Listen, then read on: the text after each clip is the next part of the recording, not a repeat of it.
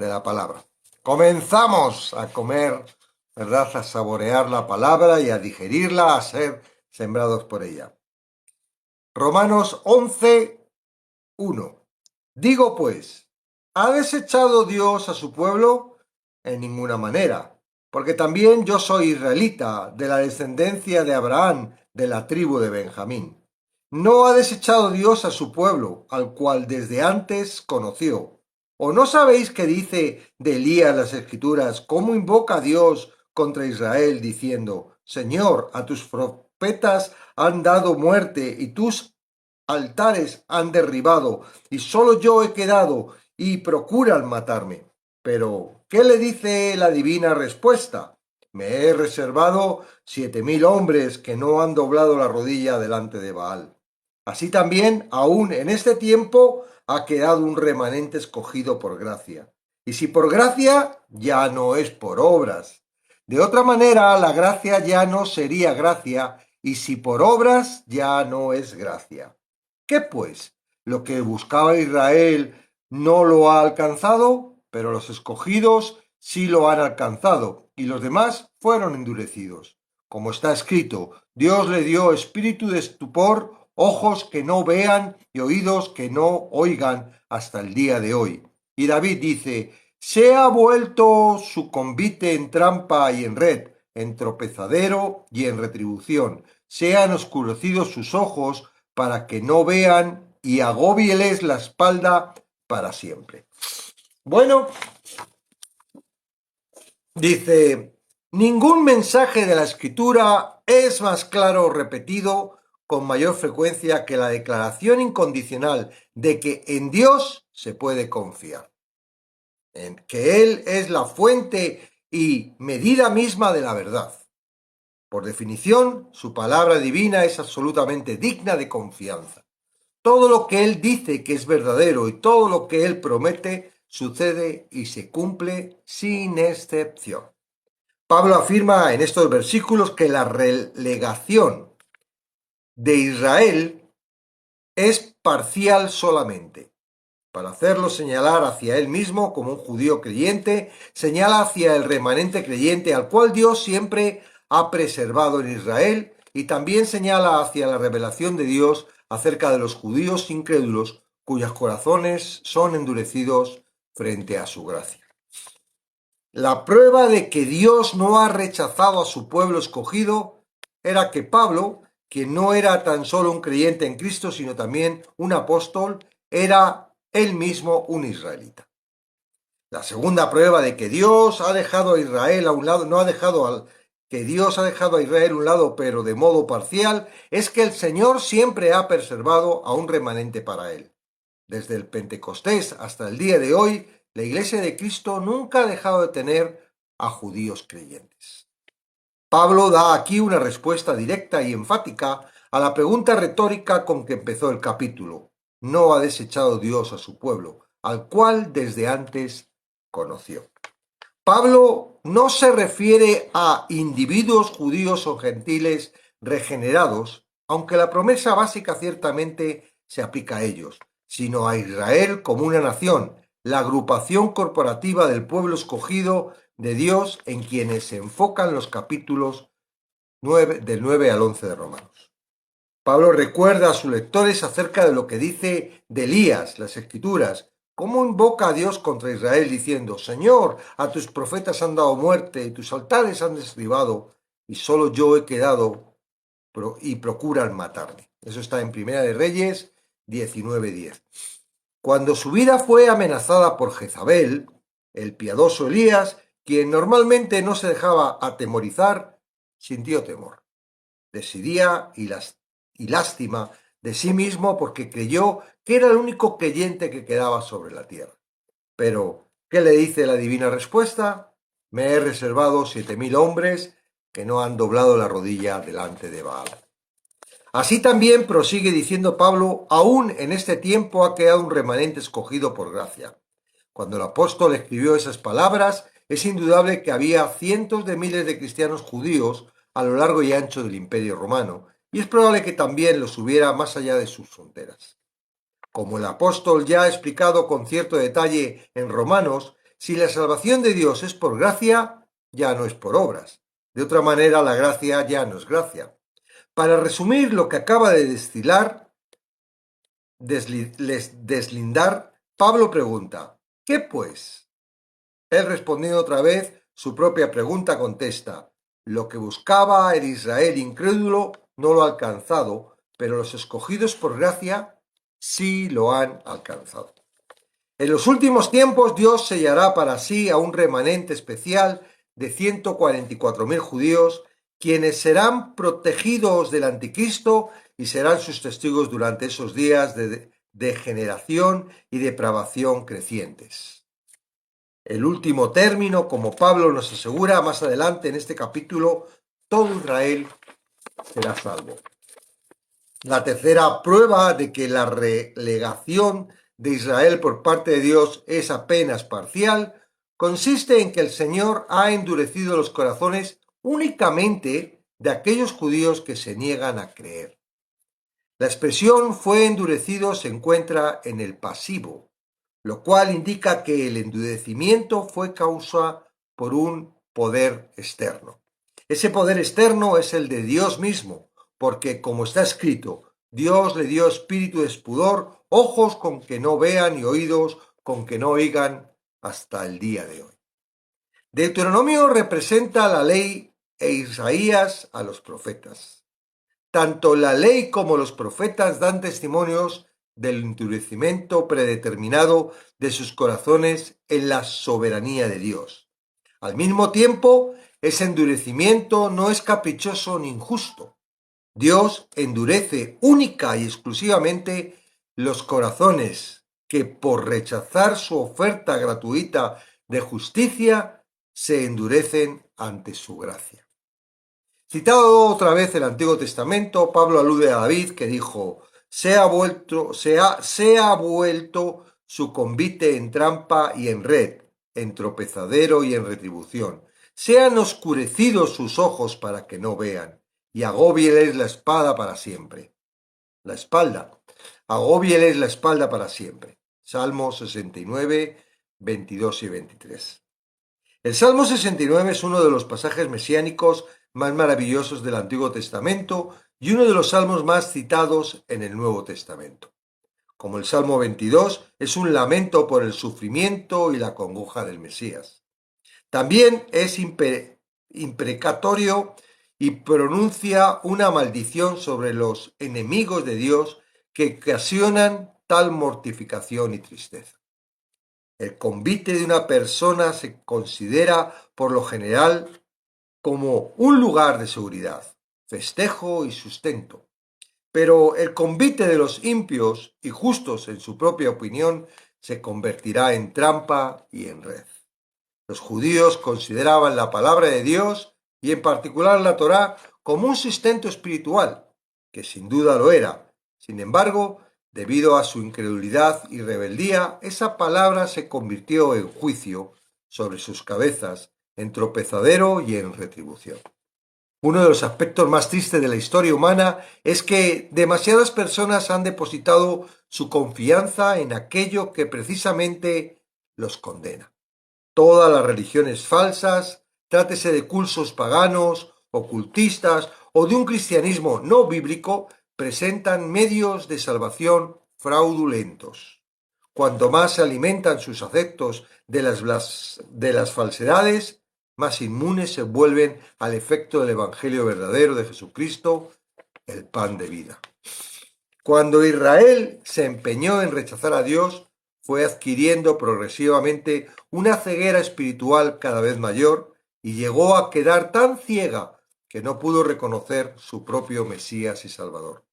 Tal como David había orado en justa indignación contra los pecadores de su propio pueblo, los ojos de Israel fueron oscurecidos para que no vean. Por cuanto Israel rehusó ver las cosas de Dios, Dios ratificó con sentencia judicial su ceguera voluntaria. La expresión agóbiales las espaldas alude a aquella posición arqueada en la que caminan a veces las personas ciegas cuando buscan a tientas por dónde ir en un sendero que no pueden ver y que lleva para siempre al destino que no están buscando. Endurecer el corazón, ¿verdad? Es una palabra que, si la interpretas mal, pues puedes estar diciendo, wow, oyes, qué malo es Dios, ¿no? Y qué culpa tienen aquellos que Dios ha endurecido el corazón y por eso no creen, porque Dios ha endurecido su corazón, ¿no? Efectivamente, si la interpretas mal, a ver si esto se coloca bien y puedo colocar el chat, un segundito, el TikTok o mi teléfono a veces no responde como ahora. Ahora, ya está. Entonces, ya está. Ahora voy a colocar el chat para que podáis seguir ahí comentando. Hoy, aquí está. Aquí estamos todos. Entonces, vamos a matizar eso. En ningún sitio dice que Dios, por su antojo, vaya a endurecer el corazón a una persona sin antes darle la oportunidad de la gracia. No, el endurecimiento viene en el proceso de que Dios está ofreciendo su gracia, Dios se está acercando, porque es el que se acerca, ¿verdad? Y hay un rechazo, hay un rechazo, hay un rechazo, hay un rechazo. En ese rechazo, ¿verdad? Se va endureciendo nuestro corazón y cada vez que vamos rechazando, no digo nosotros, que no lo hemos rechazado, por supuesto, sino aquellos que rechazan a Dios, cada vez se va haciendo más duro. Es decir, es como que hay cada vez más argumentos por el no creer, ¿no? Y cada vez es menos la sensibilidad de escuchar el llamado. Dios no, en su naturaleza, no es injusto como para impedir que una persona pueda alcanzar la gracia. No, claramente el endurecimiento del corazón viene después de la insistencia de Dios, ¿verdad? De su gracia. Entonces, no es culpa de Dios que las personas no crean. Eso es otra falacia y eso es otra tontería, ¿verdad? Bueno, que un argumento totalmente absurdo, porque todos tienen la posibilidad de creer. Si no creen, es porque no quieren creer. Es porque es más fuerte su razonamiento, es más fuerte su corazón. Ahora, es cierto que Satanás en su trabajo, ¿verdad?, para engañar, porque ¿qué es Satanás sino un engañador? Lo único que hace Satanás es engañar. A veces utiliza media verdades o verdades del 99% con 1% de mentira. ¡Wow! Uno está escuchando, ¿verdad? Y dice, uy, esto es verdad, esto es bíblico, esto es, y no percibe ese 1% que es una sustancia venenosa que claramente te desvía y no es percibible por ti porque es agradable al corazón. La forma en la que Satanás trabaja es agradando el corazón. Es tu corazón el que te trae el problema, ¿verdad? Cuando estás triste, cuando estás deprimido, cuando tienes preocupación, cuando tienes temor, eso viene directamente del corazón, que es el que la palabra habla claramente, confía, yo te llevo, yo te proveo, la palabra no tiene nada de decir, oye, preocúpate por, no, la palabra no, es nuestro corazón, nuestros pensamientos, nuestra dirección, nuestra fuerza la que nos dirige. Entonces, ¿qué sucede si dentro de la palabra de Dios hay algo que agrada al corazón? Pues no, pasa inapercibido. Pasa inapercibido. Yo recuerdo en mis primeros... Por eso yo ahora me preocupo por Mónica, está ahí. Me preocupo por toda la gente nueva que viene y tal. ¿Por qué? Porque yo en mis principios, yo no sabía distinguir. ¡Wow! Yo estuve una vez recién convertido, ¿verdad? Y esos Milagros es testigo de que pasó. Recién convertidos estábamos yendo a la iglesia donde iba Milagros, que fue mi mamá espiritual, bueno, nuestra mamá espiritual, ¿verdad? También mi esposa. Y yendo por la calle vimos una campaña, era en verano, vimos una campaña cerca de donde estábamos en nuestra casa. La iglesia donde teníamos que ir estaba bastante lejos, había una buena tiradilla para llegar porque Estaba lejos de donde nosotros vivíamos. Vivíamos en Madrid y Madrid es muy grande.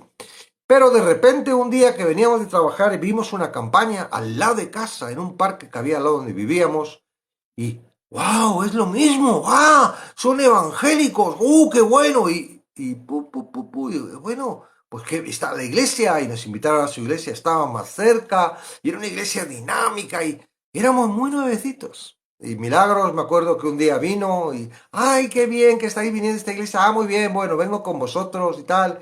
Y estuvo ahí viendo, pero claro, Milagro ya llevaba tiempo, ya tenía oído y ella de una forma muy astuta nos dijo, oye, me gustaría que hablara con vosotros, el pastor, ¿verdad? El que os inició, ¿verdad? Del de mi iglesia, ese que veníais de vez en cuando, tal, aunque estaba un poco lejos, tiene ganas de hablar con vosotros. Y fuimos a hablar con él y él, de muy buena forma, no nos dijeron, no vayas a esa iglesia, simplemente nos dijeron, mira, hay estas cosas. Y nosotros vimos claramente que había un error y que estábamos metidos en una iglesia que fue salir de esa iglesia y al poco tiempo hubo una división, un follón gigantesco en esa. Dios nos ha ido evitando muchas divisiones porque cuando salimos también de esa iglesia, de la iglesia madre que estaba muy lejos, a otra, a la Pentecostal, donde estuvimos 22 años, también otra división muy desagradable porque tú no sabes por qué, tú estás conviviendo con ellos y de repente la familia se divide en dos. Como un divorcio. Unos se van con uno, ¿verdad? Unos hijos se van con uno, otros se van con otros. Y el que no entiende, como nosotros que éramos nuevos, pues se sienten, digo, no lo he sentido porque no lo vivimos, pero luego nos dimos cuenta, ¿no? De que el dolor que puede ser una división en una iglesia ahí. Y eso es Satanás, claramente, que trabaja con las iglesias para traer ese dolor y ese dolor en el corazón. Entonces, digo, Satanás es muy hábil y coloca cosas de verdad con mentiras mortales. A Eva le dijo que el Señor te ha dicho que no comas de todos los árboles. ¿Verdad que había una verdad? No comer de algún árbol. Pero ¿cuál era la mentira?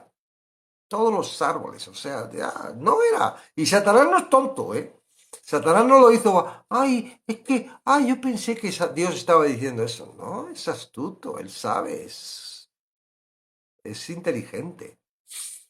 ¿Y qué hizo? No, provocar una conversación con Eva. Eva no tenía que haber hablado con la serpiente. Tenía dicho, bicho, fuera. Tú no tienes que hablar conmigo. Yo hablo solo con Dios. Pero Eva era ignorante, ¿verdad? Y dijo, ay, no, serpientita, te has equivocado. Dios no ha dicho eso. Dios ha dicho esto otro. Y ahí le dio oportunidad para decirle a la serpiente y enfrentar a otra mentira, ¿verdad? Y a una acusación. Una mentira y una acusación que Eva no estaba acostumbrado a eso. Eva estaba en un mundo sin mentiras y sin acusaciones. Todo lo que le rodeaba a Eva era bueno y todo era de Dios, era una unidad con Dios, pero de repente un ser extraño que entra en comunicación conmigo, ¿verdad? Ay, ¿por qué no me avisaron de que estaba esta serpiente en el jardín? No, te avisamos de que no comieras del árbol, pero no de la serpiente, ¿verdad? Ay, no morirás. Mentira, ¿verdad? Porque iba a morir, sí o sí. Y acusación, estaba diciendo, te ha mentido, Dios es un mentiroso. Fue contaminada y pasó lo que pasó. Esto pasa hoy en día. Y estábamos, cuando hemos empezado, estaba Carolina diciendo que, ay, que las alabanzas, hay alabanzas que son tan tóxicas. Y es cierto, porque la alabanza, en muchas ocasiones tú cantas porque te la aprendes, ¿verdad? Te la aprendes, la cantas y estás declarando cosas que no tienen nada que ver con Dios. A lo mejor estás declarando cosas hacia ti. Ay, a tu corazón le encanta y te pone con un sentimiento y estás y... Pero no estás adorando a Dios, te estás adorando a ti mismo. Y hay muchas, muchas, muchas. Y digo, al principio no es fácil detectarlo. Al principio uno cree que todo es de Dios, está indefenso, es como un bebé, ¿verdad? Tú un bebé le coges, ¿será mamá? A ver, me va a dar el pecho. Y si se le da una nodriza, ¿verdad? Se cree que es mamá, no entiende. ¿Por qué? Porque es bebé. El bebé está dependiendo de una persona que le coja y, bueno, se va acostumbrando a su mamá, va oliendo a su mamá, su mamá la quiere, le cuida y esto, lo otro. Pero si la coge otra, ¿qué sabe el bebé si es su mamá o no es su mamá? Y si la que le coge es una persona que no tiene buen interés. Y lo que quiere es robarle los órganos. ¿Qué sabe el bebé? Le sonríe. Ajo. Sí, ajo, te voy a quitar los órganos. ¿Entiendes? Entonces, eso pasa cuando uno es pequeñín. Por eso los hermanos mayores cuidamos de los pequeños. Y papá cuida también, ¿no? Pero Satanás es muy astuto. ¿Te crees que le vas a...? No, él está, y más en esta época. Ahora yo veo que hay un avance. Cuando nosotros empezamos hace un año, ahora en mayo, hará un año que empezamos el Ministerio de Salud, éramos los únicos. Y yo no conocía a nadie. Era como revolucionario, todo le iba a decir, ¿qué está diciendo este hombre? Ahora, sin embargo, ya vemos, ¿verdad? Hay personas, ya se van dando a conocer, ya el Evangelio empieza a crecer, ya vamos dándonos cuenta de las mentiras que Satanás está metiendo en la iglesia. Ya hay una distinción clara de lo que es, bueno, siempre la ha habido, pero no, los que estábamos dentro de las iglesias pentecostales y carismáticas, no nos damos cuenta de que realmente era un engaño absoluto, que nos estaban totalmente vendiendo a la moto. Sí, era algo atractivo, algo que molaba, algo del mundo, wow, y nos vendían cosas que eran falsas, eran falsas. Y está puesto en la palabra. Y lo hemos estado estudiando los viernes con lo de los carismáticos y lo hemos estado estudiando con el tema del verdadero, el verdadero evangelio según Jesucristo, o el evangelio según Jesucristo. Claro. Ahora, aquí Pablo, ¿verdad? Está tratando el tema y dice, ¿cómo? No, Dios no ha desechado a su pueblo. Dios no ha desechado a su pueblo. Los que su pueblo han querido creer, los que su pueblo han creído y están dentro de la promesa y son salvos. Ahora, el pueblo de Israel tenía un pequeño problema, que lo sigue teniendo, y es su orgullo de nación. Es ese orgullo que no le permite ver lo que es para poder aceptar a Jesucristo. No, qué tonterías. Les fastidia, todavía tienen ese celo y ese odio por el pueblo gentil y ese desprecio por el resto. Se consideran los mejores, son especiales, Dios los consideró especiales, pero eso no les pone en un privilegio mejor que nosotros. No, no tienen por qué. Entonces, eso sumado a la tradición, a todo, ¿verdad? Es distinto que tú nazcas y el mundo te dirija y tal, y de repente, cuando ya tienes una edad avanzada, te encuentras con que estás desesperado y has oído de la religión, tal, pero no has hecho caso y nada, y de repente alguien te dice, oye, es que Dios está detrás de ti, ah, que desde pequeñito te estén pum, pum, pum, pum, pum, pum, metiendo cosas en la cabeza. Y eso es el problema. Y ese es el problema de los hijos de los evangélicos y de los hijos de los religiosos. Que nacen y desde pequeñitos, pum, pum, es como que le metes en la cabeza todo el sistema, le tengo que enseñar, le tengo... Los católicos bautizan a los niños no porque sea bíblico. Es una forma, digamos, porque ellos cuando tú bautizas al niño, le registran y es decir, el padre quiere que el niño sea católico. Es uno más para contar. Cuando ellos dicen, somos tantos católicos, están contando tantos bautismos. Entonces, ¿qué están contando? Los que los padres quieren, ¿verdad?, que sus hijos sigan esa religión. Luego, posteriormente, los que realmente han entendido y quieren seguir a Cristo se bautizan, que es la confirmación, que es el bautismo que nosotros entendemos de Jesucristo. Ellos saben bien Pero claro, a base de números, pues bueno, pues está muy bien, ¿no? Porque el gobierno les paga, por lo menos en España, por número de bautizados, si ellos necesitan ahí. Eso. Y creen, porque ya están también mentalizados que esa es la verdad. Y no sé cómo mirarán la Biblia y qué tipo de estructuras y cerrojos tienen que no les permite ver la palabra, ¿verdad? En un contexto claro y definido de lo que es. Porque si eres sincero y te pones a mirar la palabra sin desviación, sin decir, ay, pertenezco a este grupo, es todo, la misma palabra te dice todo. Claro, si tú no trabajas el contexto, solo trabajas un versículo, pues entonces el versículo te puede decir todo lo que tú quieras, porque, como dice Luis, hay que leer siempre en el contexto. ¿Has desechado por el pueblo? No la desecha. Ahora, hay una realidad. El pueblo de Israel está endurecido. Igual que están endurecidos los católicos. ¿O no? Lo que pasa es que los católicos no estaban en aquella época, cuando Pablo escribió Romanos. Como los testigos de Jehová, no están endurecido el corazón de los testigos de Jehová. ¡Wow! O los mormones, o los budistas, o los ateos. Hay un endurecimiento. ¿Y por qué es el endurecimiento? Por el rechazo. Teniendo en cuenta de que no somos nosotros los que nos acercamos a Dios, es Dios quien se acerca a nosotros y le rechazamos.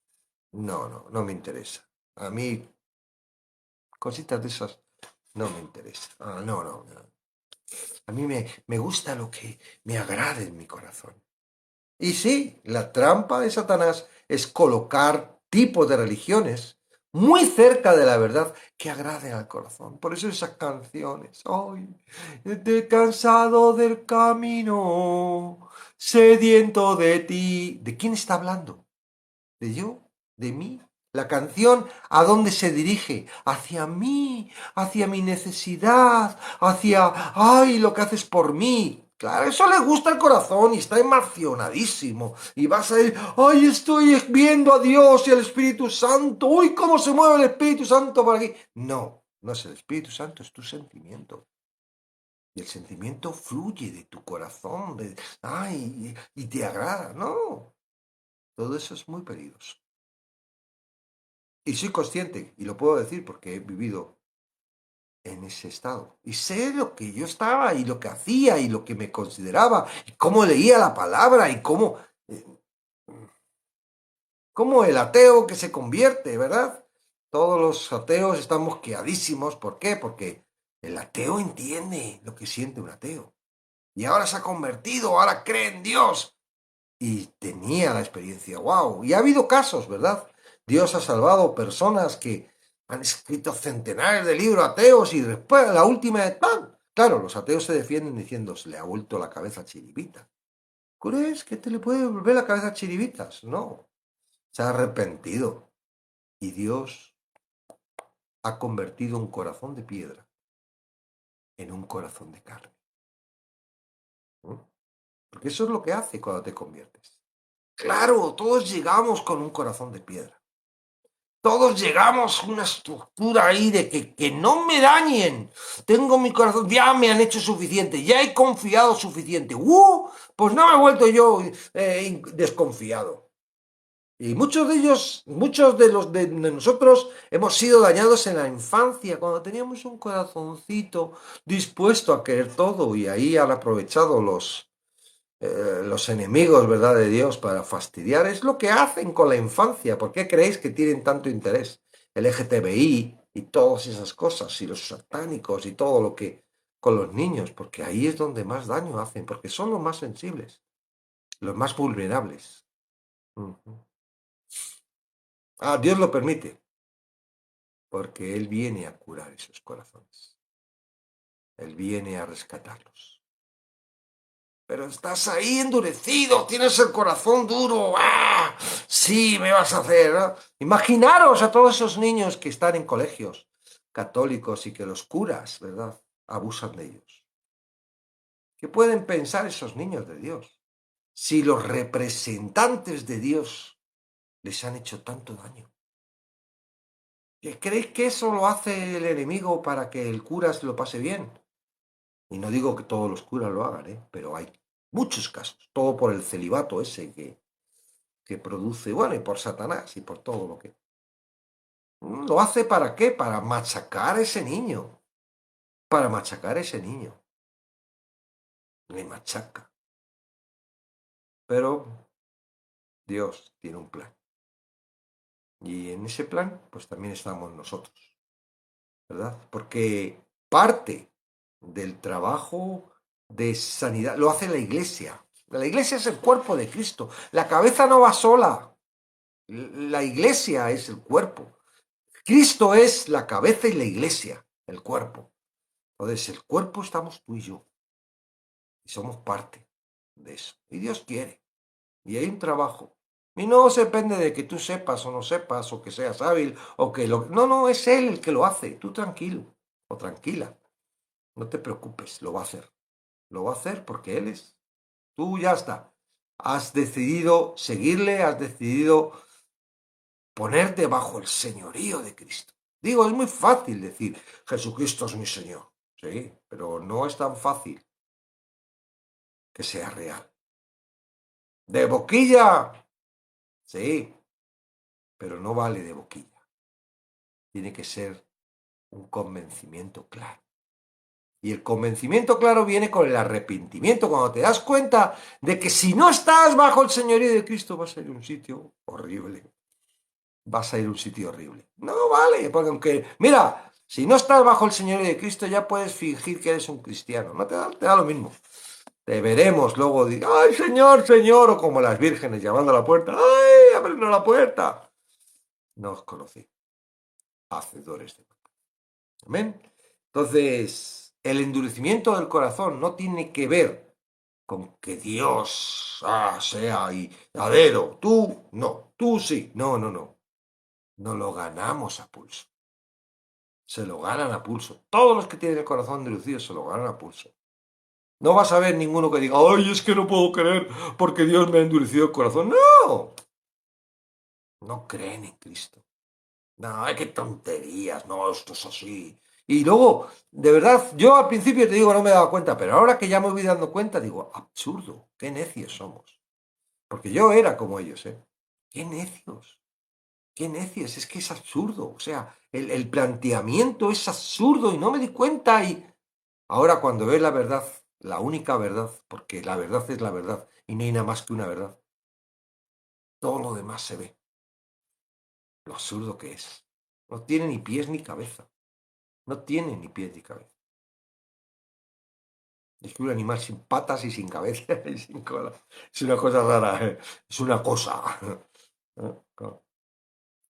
Entonces, hay un error en la versión, es un agrego que solo está, ya es el segundo que descubrimos en la Reina Valera y que si quieres puedes corregirlo. Yo lo he corregido. He tachado lo que sobraba, es un agrego, cuando se trabaja la traducción, en la época en la que tradució, hay un tal en el margen, no sé qué, no sé cuántos, y al final cuando lo imprimen se mete el error y no sé por qué continúan. Yo no he visto si en las nuevas versiones de Reina Valera, yo estoy con el 1960, tendré que mirar a ver la 2000 y pico que hay ahora, si la han quitado, pero sí me he fijado que en otras, en la Internacional, en la de Jerusalén, en un montón que he mirado no está el error, o sea, el error es claro. Y en el original no está, o sea, es un error. Y además es que es una frase como la otra vez que ya se ha repetido, es una tontería y además estorba repetirla, ya se ha dicho, ¿para qué repetirla ahí? ¿No? Y está en el versículo 6, 11:6. Así es como dice la Reina Valera que yo tengo y luego voy a leerlo como tiene que ser, ¿ok? Y vemos la frase que es la que está mal. En la Reina Valera, en 1960. Dice, y si por gracia ya no es por obras, de otra manera, la gracia ya no es gracia, y si por obras ya no es gracia. Hasta ahí es lo correcto y lo que escriben los originales. Ahora esta frase que viene después, pues coló, y es una repetición de otra frase. De otra manera, la obra ya no es obra. ¿Mm? De otra manera, la obra ya no es obra. Y si por gracia ya no es por obras, y de otra manera la gracia ya no es gracia, y si por obras ya no es gracia. La última frase es un agregado que no tiene nada que ver porque no va a aportar nada ni va a quitar nada. Lo único que hace es una redundancia que no tiene ninguna lógica y que te digo que las distintas, mira, vamos a ver, os lo voy a leer en distintas versiones para que veáis lo que dicen las versiones, ¿vale? Una vez se lo dije a unas personas y se preocuparon muchísimo. Ay, si es así, ¿cómo puedo confiar en la Biblia? Y digo, no, hombre, no, no pasa nada, porque es que aunque lo quites o lo pongas, sigue diciendo lo mismo. Lo que pasa es que, bueno, está bien, ¿no? Tener conocimiento de todas estas cosas y no pasa nada, porque no es decir, ay, es que, por ejemplo, Juan 3:16, y lo quitamos completamente, no, porque entonces sí sería un problema, ¿no? No tener Juan 3:16. Pero en este caso, vamos a Romanos,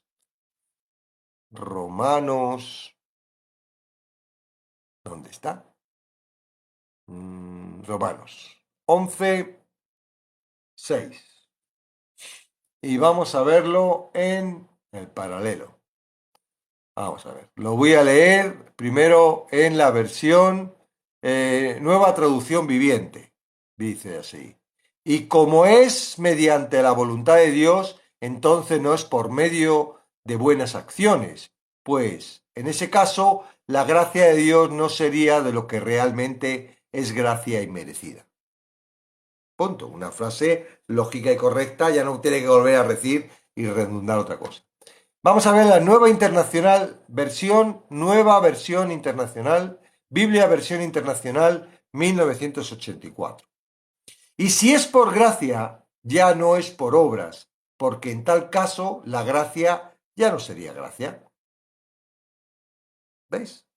Ya está. No hay que seguir dándole a la... Jerusalén, una católica, 2001. Dice, y si es por gracia, ya no lo es por obras. De otro modo, la gracia no sería gracia. Punto. Vamos a ver esta, que es Dios habla hoy, 1994.